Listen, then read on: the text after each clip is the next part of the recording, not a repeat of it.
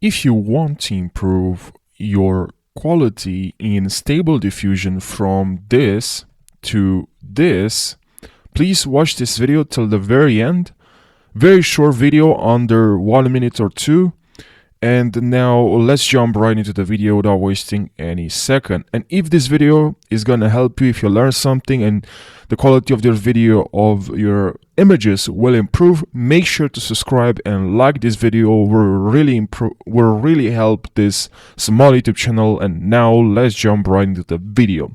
So if I simply write here in this side as prompt, I write maybe painting dog, because I love dogs, and now I click on generate. It's gonna give me a very average quality, right? Average quality. You want average quality? No, we don't want average quality. So a trick that is really life-changing. I'm telling you, like when I learned this trick from my friend, really changed the game, right, for me when I generated some prompts. So what you have to do is just to write here low quality, worse quality, right? That's all you have to do. And okay, worst quality, low quality, worst quality, and write the here negative prompts exactly the way you see here. So make sure you're doing that. And now let's test. Click on generate.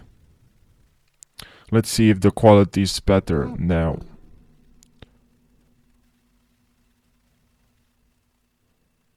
Okay, now looks way better. Let's try painting car without and generate.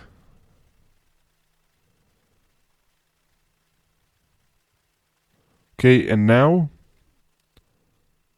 see the quality is not very good, but when I paste this here in negative, now the quality is even better. And you can also write here 1.4, let's say.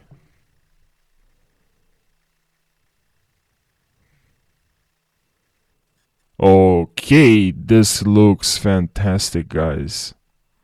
So you can even go up to 1.9 maybe, but don't not go too high, okay?